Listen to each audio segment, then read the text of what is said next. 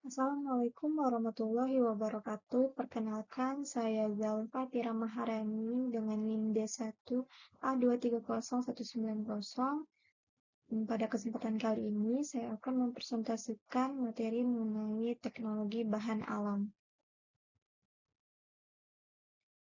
Bidang kajian ilmu bahan alam.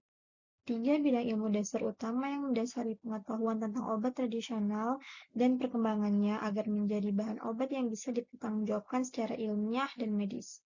Yang pertama yaitu farmakognosi, merupakan ilmu yang mencakup informasi yang relevan berkaitan dengan obat-obatan yang berasal dari sumber-sumber alam seperti tumbuhan, hewan, dan mikroorganisme. Yang kedua itu kimia medisinal, meliputi seluruh pengetahuan spesifik, tidak hanya terbatas pada obat sintetik dan perancangannya, tetapi dapat mendasari pengembangan obat tradisional. Dan yang ketiga adalah farmakologi, mempelajari tentang kerja obat dan efeknya masing-masing. Di sini adalah jalur biosintesis metabolit bahan alam, yaitu ada 3 jalur. Yang pertama adalah jalur asetat, yang kedua jalur sikamat, dan yang ketiga jalur mevalonat. Perkembangan obat tradisional di Indonesia. Menurut Undang-Undang Kesehatan RI Nomor 23 Tahun 1992 tentang Kesehatan dan Sediaan Farmasi, dalam undang-undang ini yang dimaksud sediaan farmasi adalah obat, bahan obat, obat tradisional, dan kosmetika. Dalam undang-undang ini juga disebutkan bahwa hakikat obat atau pengertian obat adalah bahan atau campuran yang dipergunakan untuk diagnosa, mencegah, mengurangi, menghilangkan, atau menyembuhkan penyakit, luka atau kelainan badannya dan mental pada manusia atau hewan, mempercantik badan atau bagian badan manusia. Definisi obat tradisional. Obat tradisional adalah bahan atau ramuan bahan yang berupa bahan tumbuhan, bahan hewan, bahan mineral, sediaan galenik, atau campuran-campuran dan bahan-bahan tersebut yang secara tradisional telah digunakan untuk pengobatan berdasarkan pengalaman. Hal ini sesuai dengan Peraturan Menteri Kesehatan Nomor 246 Menkes per 5 1990 tentang izin usaha industri obat tradisional dan pendaftaran obat tradisional. Penggolongan obat tradisional.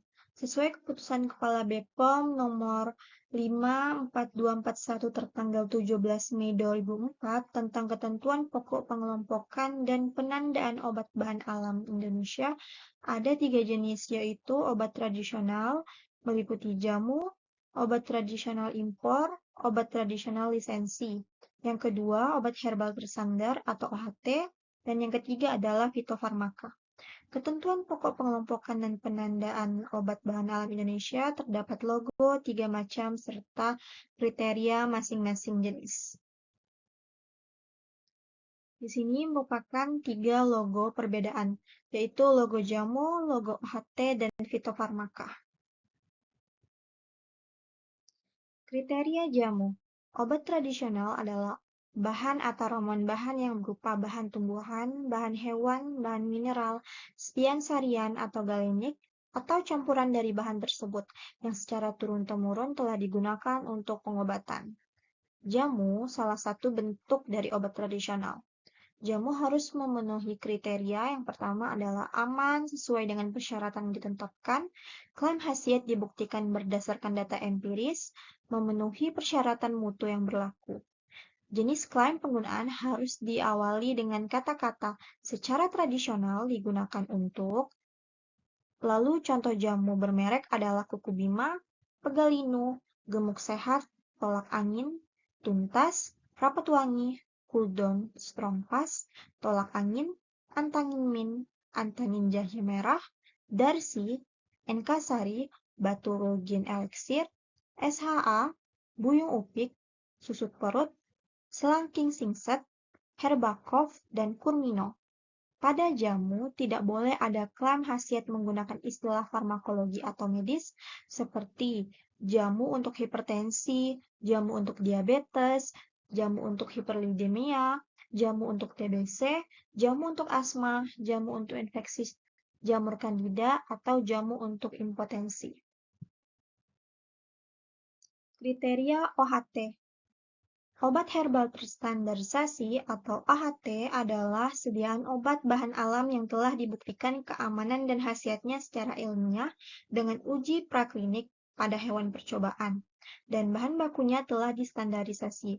OHT harus memenuhi kriteria aman sesuai dengan persyaratan yang ditetapkan, klaim khasiat dibuktikan secara ilmiah atau praklinik dengan pada hewan percobaan, telah dilakukan standarisasi terhadap bahan baku yang digunakan dalam produk jadi, memenuhi persyaratan mutu yang berlaku. Contoh OHT yang beredar di Indonesia adalah Antangin JRG, OB Herbal, Mastin, Lelap, dan Yapet. Kriteria fitofarmaka. Fitofarmaka adalah obat bahan alam yang telah dibuktikan keamanan dan khasiatnya secara ilmiah dengan uji praklinik atau pada hewan percobaan dan uji klinik pada manusia. Bahan baku dan produk jadinya sudah distandarisasi. Fitofarmaka memenuhi kriteria aman sesuai dengan persyaratan yang ditetapkan, klaim khasiat dibuktikan secara ilmiah atau praklinik pada hewan dan klinik pada manusia.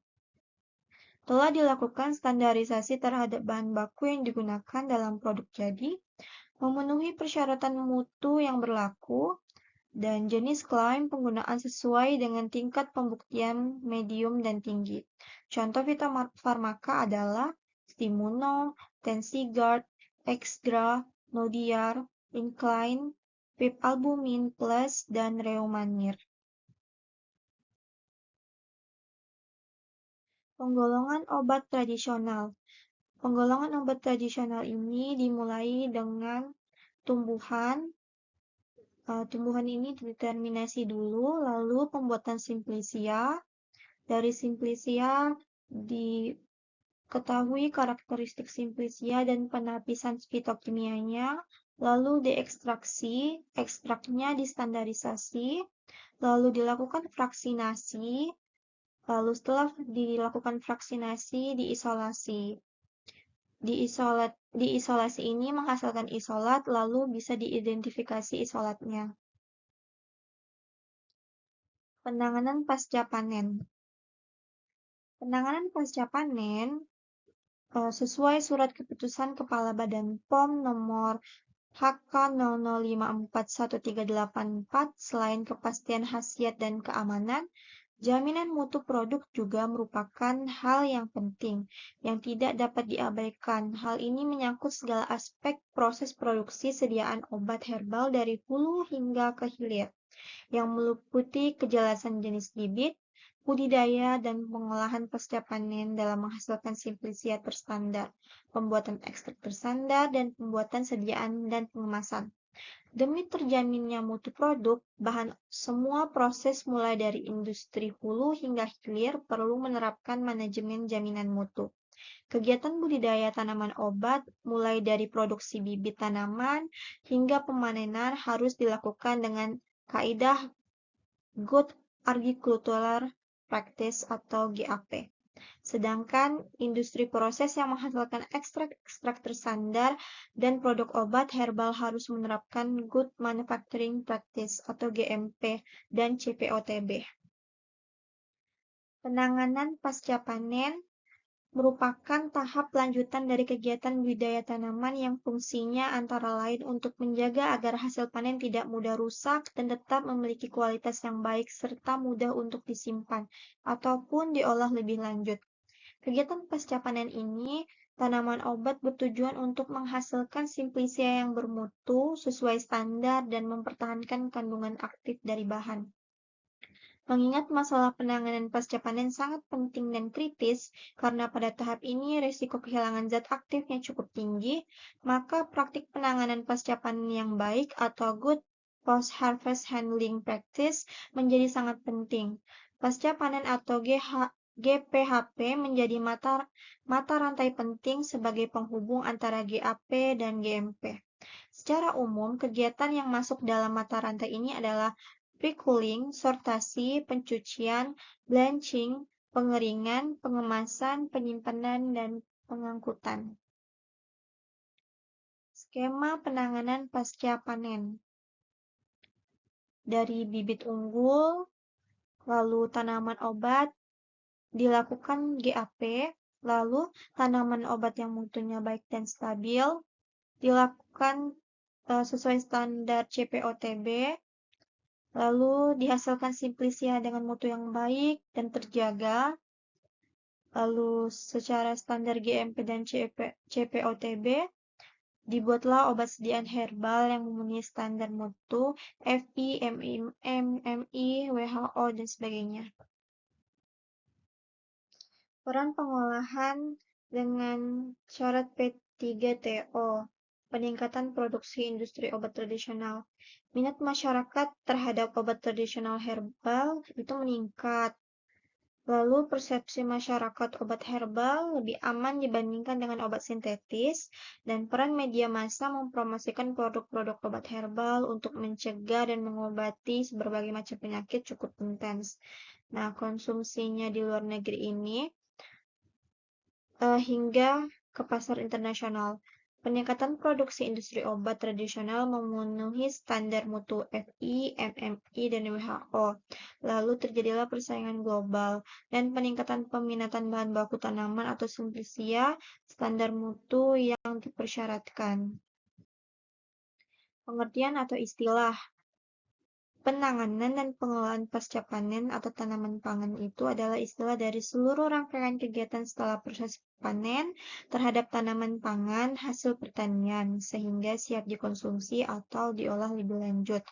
Lalu istilah penanganan dan pengelolaan pasca panen tanaman obat yaitu seluruh rangkaian kegiatan setelah proses panen terhadap tanaman obat sehingga diperoleh simplisia yang siap untuk diolah lebih lanjut. Simplisia. Simplisia adalah bahan alamiah yang dipergunakan sebagai obat yang belum mengalami pengolahan apapun juga, dan kecuali dinyatakan lain merupakan bahan yang telah dikeringkan. Simplisia dapat diolah lebih lanjut untuk menunjang produksi obat tradisional seperti jamu, obat herbal berstandar, atau fitofarmaka, kosmetik, makanan, dan minuman kesehatan serta suplemen. Pengolahan pasca panen. Pada tahap penting, produksi obat tradisional dilakukan menggunakan prasarana peralatan, proses, dan SDM yang tepat, yaitu meliputi standar CPOTB. Ada 3 kriteria, yaitu yang pertama menghasilkan produk yang berkualitas tinggi, yang kedua menghasilkan produk yang aman dan stabil, yang ketiga efektif dalam waktu proses, konsumsi energi, dan penggunaan peralatan. Tujuan pasca panen. Yang pertama, mempertahankan dan menjaga kualitas bahan simplisia untuk mencegah kerusakan fisiologis, mencegah kerusakan mikrobiologis, mencegah kontaminasi hama, mencegah atau menghilangkan kontaminasi kimia. Yang kedua, meningkatkan daya simpan dan bahan simplisia untuk proses lebih lanjut. Yang ketiga, meningkatkan nilai jual bahan simplisia. Pengolahan simplisia. Proses penanganan dan pengolahan tanaman obat menjadi simplisia yaitu ada 8 tahapan. Yang pertama, sortasi basah, yang kedua pencucian, yang ketiga perajangan, yang keempat pengeringan, yang kelima sortasi kering, yang keenam pengemasan, yang ketujuh penyimpanan, yang kedelapan adalah pengepakan. Sortasi basah. Tujuannya kegiatan memilah bahan baku dalam keadaan basah dari bahan yang tidak diinginkan berupa bahan tanaman lain yang bukan tanaman yang dimaksud menjamin bahan baku betul-betul murni. Bahan tanaman lain tidak dikendaki, contohnya akar, ranting, dan bahan dipisahkan dari daun, kotoran, tanah, pasir, kerikil, serangga, bagian serangga, kotoran hewan hingga bahan baku benar-benar bersih. Bahan organik lain seperti ilalang, tanaman gulma, dan sebagainya maksimum 2%. Memilah bahan baku berdasarkan ukuran atau grading sehingga diperoleh bahan baku dengan ukuran yang seragam, contohnya seperti biji-bijian atau buah. Sarung tangan plastik untuk menjamin kebersihan produk. Alat dan cara sortasi basah. Contoh dari Bahannya yaitu rimpang, daun, umbi, atau batang. Menggunakan meja biasa atau keramik stainless steel, meja yang berjalan atau bell conveyor, atau kecepatan dapat diatur sortasi dengan secara manual. Tujuannya untuk mengurangi jumlah pengotor atau bahan asing yang masih terikut dalam bahan baku akibat proses panen dan pengumpulan bahan yang kurang tepat. Penimbangan dan persiapan pencucian. Yang pertama yaitu penimbangan jumlah bahan hasil penyortiran. Lalu bahan hasil penyortiran ditempatkan dalam wadah atau keranjang plastik untuk pencucian. Biji-bijian menggunakan alat tampa atau niru. Niru atau tampa berisi biji-bijian digerakkan memutar sehingga biji yang kecil dan pengotor terkumpul atau lolos di bagian tengah dan mudah dipisahkan. Tampa berisi biji-bijian digerakkan melambung pendek-pendek sehingga biji yang kecil dan kotoran berada di ujung depan dan mudah dipisahkan. Tahapan proses sortasi basah. Pemeriksaan awal bahan simplisia dalam keadaan segar atau baru panen dan tidak banyak yang busuk. Pemisahan bahan simplisia yang layak pasar atau marketable dengan yang tidak layak pasar.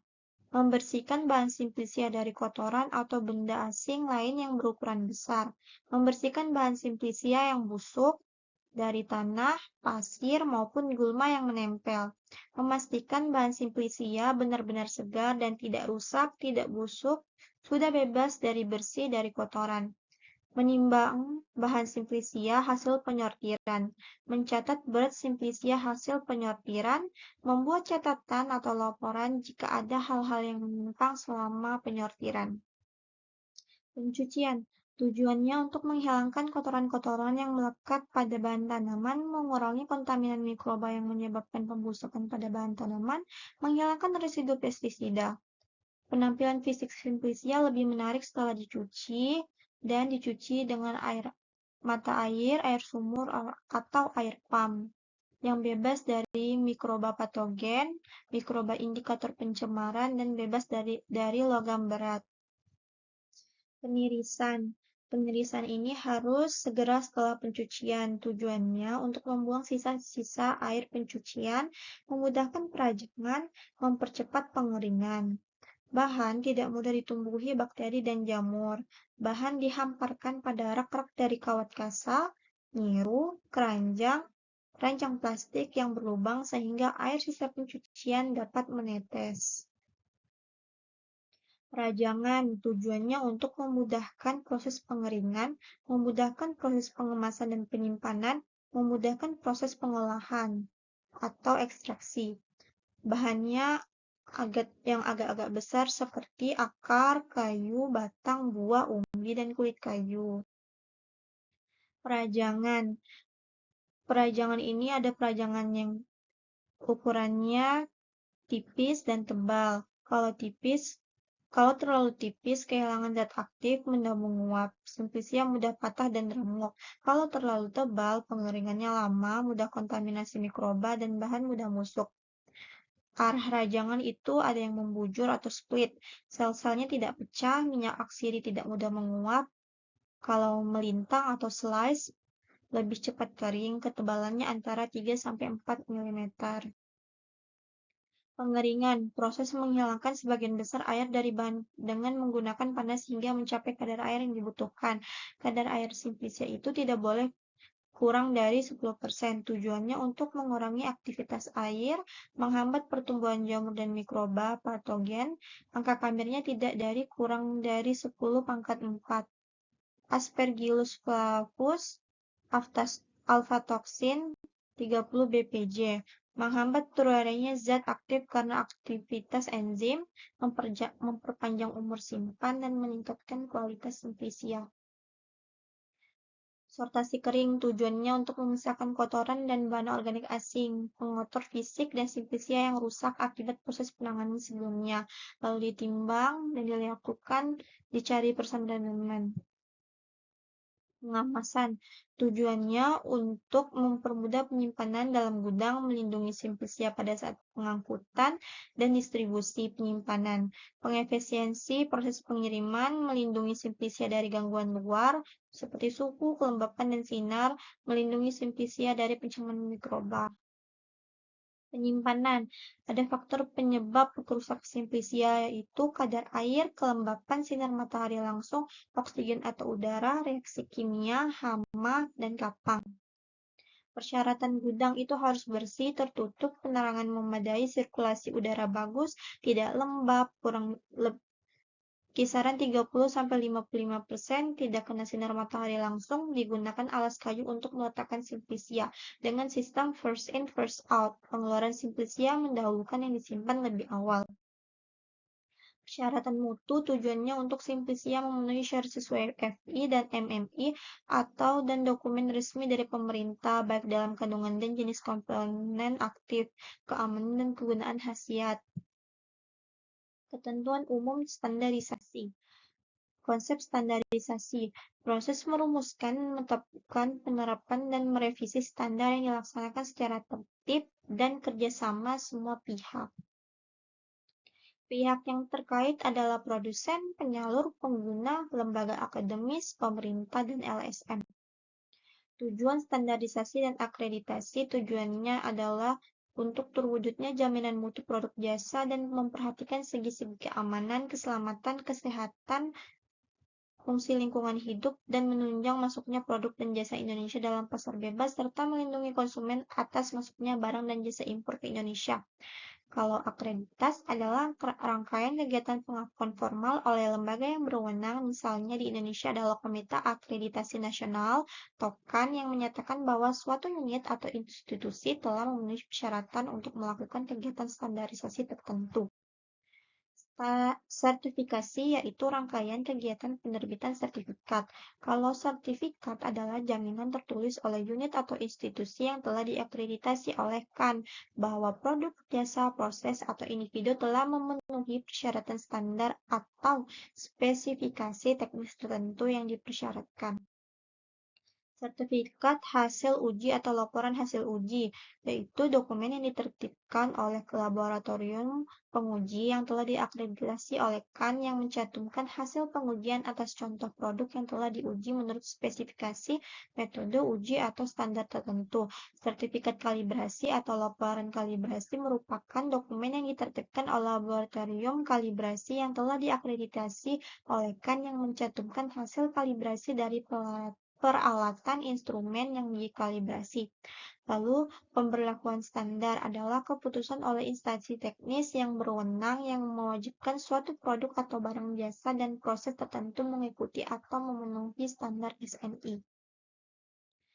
Metrologi teknik. Metrologi teknik merupakan hal yang mengelola satuan-satuan ukuran, metode pengukuran, dan alat-alat ukur yang menyangkut persyaratan teknis dan pengembangan metode pengukuran, perawatan dan pengembangan standar nasional untuk satuan ukur dan alat ukur sesuai dengan perkembangan ilmu pengetahuan dan teknologi untuk memberikan kepastian dan kebenaran dalam pengukuran. Standar pengukuran yaitu bahan ukur, alat ukur, atau sistem pengukuran yang digunakan untuk menentukan, mewujudkan, untuk melestarikan atau memproduksi suatu ukuran atau suatu satuan atau lebih nilai yang telah diketahui dari suatu besaran untuk dialihkan ke alat-alat ukur lainnya dengan secara pembandingan. Misal, standar massa 1 kilo, satuan resistor 10 ohm. Standar internasional untuk satuan ukuran adalah standar untuk satuan ukuran yang oleh suatu persetujuan atau konsensus internasional ditetapkan sebagai basis dalam menentukan nilai semua standar untuk satuan ukuran lain yang sejenis untuk besaran yang dimaksud. Kalau standar nasional untuk satuan ukuran, itu adalah idem di atas tetapi umumnya primer. Standar primer merupakan standar untuk satuan ukuran yang mempunyai mutu metrologis tertinggi dalam suatu bidang tertentu. Standar sekunder adalah standar untuk satuan ukuran yang nilainya ditetapkan dengan pembandingan terhadap satuan standar primer. Standar acuan merupakan standar untuk satuan ukuran yang telah diakalibrasi terhadap suatu standar acuan dan digunakan sehari-hari untuk mengkalibrasi bahan ukur atau alat ukur. Barang dan jasa, kecuali dinyatakan lain dapat berarti hasil kegiatan atau proses, produk, wujud, dan wujud seperti jasa, program komputer, pertunjukan pemakaian, atau suatu kegiatan proses. Mutu merupakan gambaran dan karakteristik menyeluruh dari barang atau jasa yang menunjukkan kemampuan dalam memuaskan kebutuhan ditentukan oleh tersirat. Catatannya, dalam lingkup kontrak, kebutuhan sudah dispesifikasi, sedangkan untuk lingkup lainnya kebutuhan tersirat harus diidentifikasi dan didefinisikan. BSN merupakan sistem standar nasional, adalah tatanan jaringan sarana dan kegiatan standarisasi yang serasi, selaras, dan terpadu, serta berwawasan nasional yang meliputi penelitian, pengembangan, standarisasi, perumusan standar, penetapan standar, pemberlakuan standar, penerapan standar, akreditasi, sertifikasi, metrologi, pembinaan dan pengawasan standarisasi, kerjasama, informasi, dan dokumentasi persyaratan pendidikan dan pelatihan standarisasi. Di sini BSN dibentuk dengan Kepres nomor 13 tahun 1997 dan badan ini menggantikan fungsi dari Dewan Standarisasi Nasional. BSN ini ada stakeholdernya pemerintah, pelaku usaha, konsumen, dan profesional, Komisi Akreditasi Nasional atau KAN, Komite Standar Nasional untuk Satuan Ukuran atau KSNSU, Komisi Perumusan Standar, Komisi Penerapan Standar, Komisi Informasi, dan Pemasyarakatan Standarisasi. BPOM sebagai instansi teknis standarisasi obat, yaitu ada BPOM, Deputi 2, dan komisi-komisi lain. Standarisasi Simplisia. Definisi standar. Menurut Depkes RI, yaitu standarisasi merupakan proses penjaminan produk akhir atau obat agar mempunyai nilai parameter tertentu yang konstan dan ditetapkan lebih dahulu untuk menjamin mutu dari spesifikasi dan non-spesifik agar nantinya simplisia terstandar dapat digunakan sebagai obat. Jenis standarisasi ada standarisasi simplisia dan standarisasi ekstrak. Parameter spesifik yaitu identitas seperti deskripsi tata nama, nama ekstrak, nama Latin, bagian tumbuhan, dan nama Indonesia tumbuhan, serta organoleptik atau parameter organoleptik ekstrak. Kalau parameter non-spesifik meliputi kadar air, kadar abu total, kadar abu tidak larut dalam asam, kontaminan logam berat, cemaran mikrobiologi, dan kadar sisa pestisida atau aflatoksin. Parameter simplisia. Parameter spesifik yang dijelaskan tadi ada identitas, organoleptik, senyawa terlarut dalam pelarut tertentu, uji kandungan kimia ekstrak, kadar total, golongan kandungan kimia, dan kandungan kimia tertentu. Kalau parameter non-spesifik, yaitu susu pengeringan, bobot jenis, kadar air, kadar abu, residu sisa pelarut, residu pestisida, cemaran logam, dan cemaran mikrobiologi. Ekstraksi. Ekstraksi adalah suatu proses pemisahan suatu zat berdasarkan perbedaan kelarutannya terhadap dua cairan tidak saling larut yang berbeda, biasanya air dan yang lainnya pelarut organik. Prinsip ekstraksi itu like dissolve like, yaitu senyawa polar akan tertarik oleh pelarut polar.